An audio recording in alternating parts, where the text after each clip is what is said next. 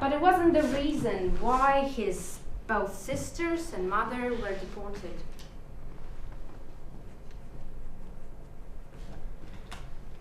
There was no obvious reason for my family's deportation. There was no court or anything. This is how Soviet authorities wanted to intermingle people so that people from occupied countries couldn't get together in organizations and protest against the authorities. And it was also a part of the Russification project. And this is basically how Soviet Union wanted to force the people to obey them.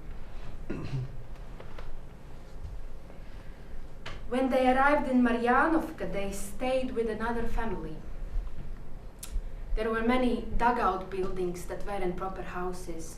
Half of the building was off the ground and the other half was in the ground. And the walls were made of a mixture of clay, reeds, and cow's shit. These were the buildings many deportees lived in, including my family. After a while, Aunt Marta found a job as a cleaner. Then my mom found a job in a recreation center. Then she worked in a school's cloakroom, and then she was given also a room in school, so the family lived in a school for a while. And I must say that there were many warm-hearted people there that did their best to help the exiled, although helping was hard at the time because everyone lived in poverty. My mom had to exchange her modern European clothing to food and proper winter boots and quilted jackets. Uncle Sasha told me that their passports were taken away, and each week the family had to check in with authorities to prove that they haven't moved anywhere or escaped. And my godmother Lima had some more things to add to the story.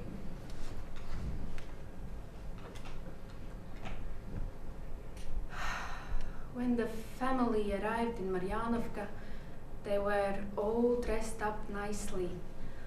My mom had a beautiful coat with a fur collar and a fur hat. And when the people who lived there saw them, they said, "Fascisti приехали." The fascists have arrived. So my mom had to get rid of all her modern clothing and dress up like other working class women in order to fit in and avoid being called a fascist because they weren't fascists.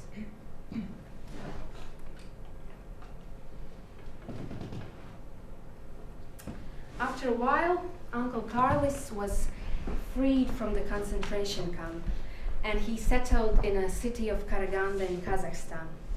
So the family asked for a permission to move in with Uncle Carlis in Karaganda. And finally, in 1955, they got a permission, so they moved. And I wanted to find out if my dad actually remembers the day they moved or what kind of emotions he had that day.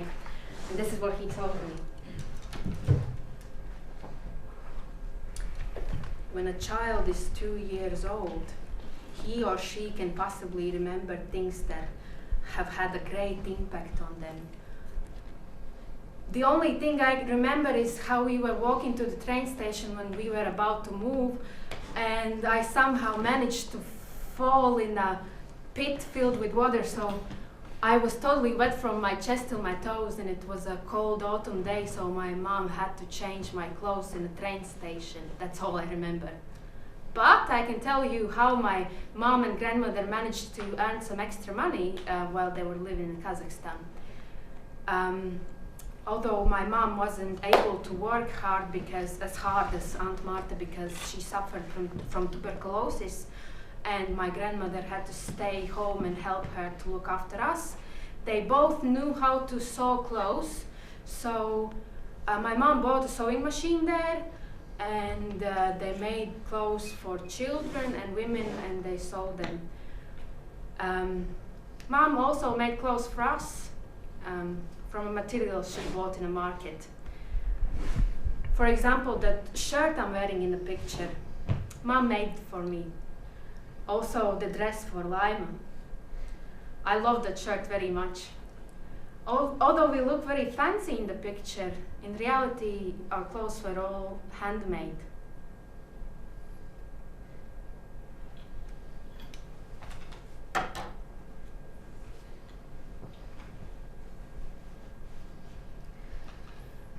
The winters there were very cold, about -40 degrees every winter, and the snow reached the rooftops almost.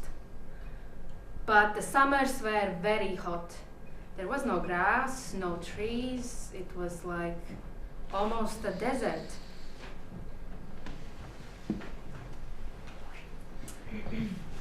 When they moved to Karaganda, they lived in a barrack. What is a barrack? Barrack is that type of building they build for prisoners in the concentration camps. Also, just only outside the prison. And when I asked my dad what is a barrack, he explained to me that barrack is a ground level long building that has a corridor stretching from one side to the other side of the building, and it has like 2 or 3 room flats on each side of the corridor. Can you imagine 4 adults and 4 children living in 3 room flat? And it's not a 3 bedroom flat, it's 3 room flat including the kitchen. But I also wanted to find out about how it was being a child in exile. What did they do, what kind of memories they had about their childhood. And what I found really interesting is that each one of them shared one memory about this trader who had a cart, and children called him a petelushnik. It comes from the word petuch, which in Russian means a rooster, because he sold lollipops in the shape of a rooster in exchange to all kinds of rubbish like wires, pieces of metal, glass bottles. Yeah, I found it really interesting. And then Uncle Sasha told me a story about the birthday party they were invited to, him and his cousin Maris.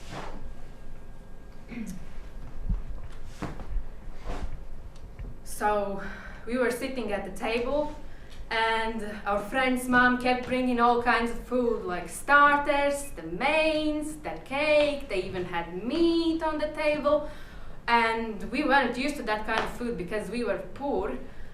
And then one of our friends stood up and gave a present to the birthday boy. We didn't have a present, so Maris stood up since he was older, and he said, "We don't have any money at the moment, but when the trader comes, we're gonna exchange some glass bottles for a toy gun, and it will be our present to you." And I wanted to laugh so hard.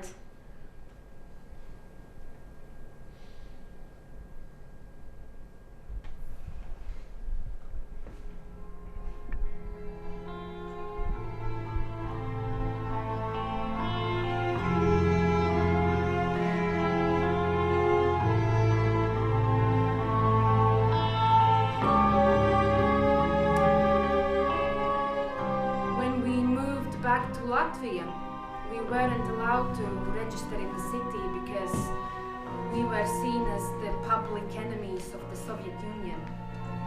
Even though my cousin Maris and Aunt Marta had relatives in the city and they lived in a big house so we could stay with them, we weren't allowed to.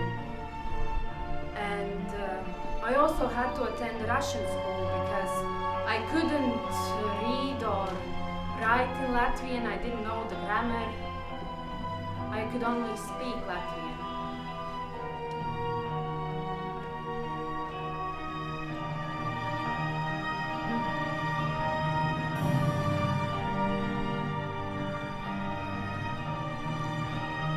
Latvia was my imaginary paradise that I was being told about all the time. So we were on our way to the paradise. And when we got off the train in Riga, there was this robin tree, and its berries were bright orange, and And since I had never seen such tree before, it seemed kind of magical to me. It was autumn. The grass was still green and there were some flowers in the meadow next to our house. I can never forget the taste and the smell of the apples that grew in our landlady's garden. I could spend hours and hours watching the nature and being excited about its beauty. It was amazing.